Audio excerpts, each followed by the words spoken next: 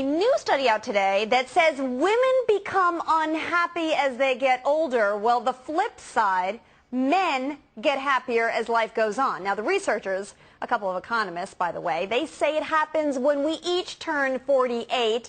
And of the major factors coming down, it's all about money. Now, what's that all about? We're going to debate it. Marc Rudov is a no-nonsense man, and Tracy Byrnes, our Fox Business reporter, joins me to tell us what's really going on. Tracy, is this true? Come on. I mean, come on. All right, first of all, don't get me started. I know you've missed me, Mark. First of all, this study was conducted by mostly men.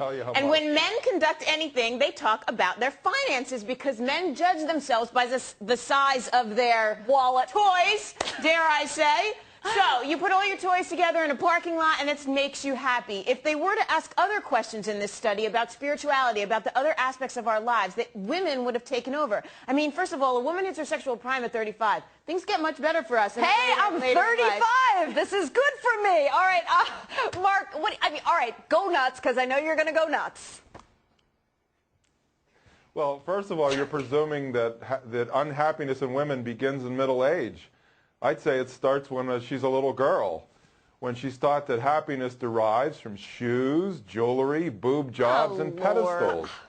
And what's interesting, oh, come on, Alexis, and then you have boys who are taught that they're supposed to make girls happy. I was on the radio 2 weeks ago in Greensboro, North Carolina, and the host related a story. He overheard his son and daughter talking. So brother goes to sister and says, "How come you always have money and I don't?" And she says, "That's simple. I have a boyfriend and you have a girlfriend." The fact of the matter is, boys are taught that they're supposed to make women happy. No, he's actually living in the dark ages. There's that. I'm not living in the dark ages. This is reality. And if either of you women has ever dated women, you would know what I'm talking about. But you pretend that you don't know what I'm talking about. All right, Mark, so what's happening in middle age? What's happening in middle age here is that women who bring 70% of divorces are divorcing the men that they never wanted to marry to begin with, and so now that's what's making the men happy. That's interesting because we control the household spending, don't we? Because we're working more than ever. All right, let's get back to the survey, though, all right? Because basically what they're saying is that we are happier in our early adult life and that women are more likely than men to fulfill their aspirations earlier related to material goods and family.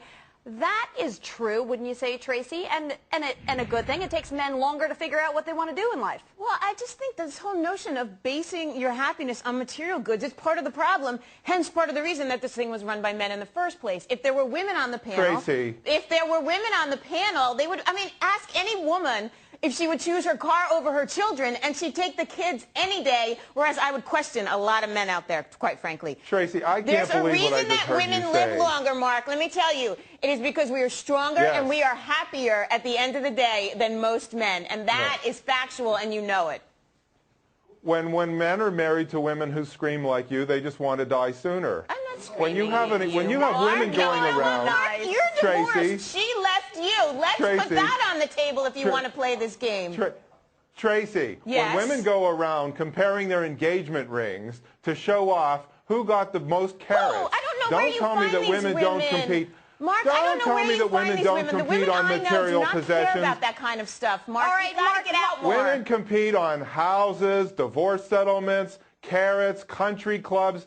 Women compete on money all the time. Give me a break. Well, wait a second. Women in your life, buddy. Well, Mark, wait a second. The stature of a lot of men is measured in the car they drive, the golf country club they belong to, and very much the place they live in. You have to admit that. And whether or not their wives are staying at home and not working. That's exactly what I said at the beginning. That's because men are taught that men are taught that they have to make women happy. The fact of the matter is, you can't make anybody happy. You have to make yourself happy.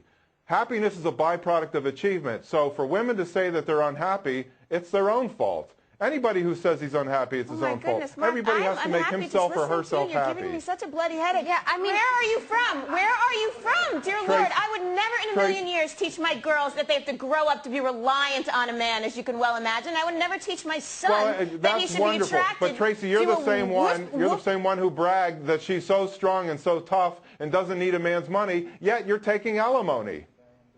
I have 3 children. Okay, Mark. You know what? So, but you don't need a man's money. All right, well, that's it.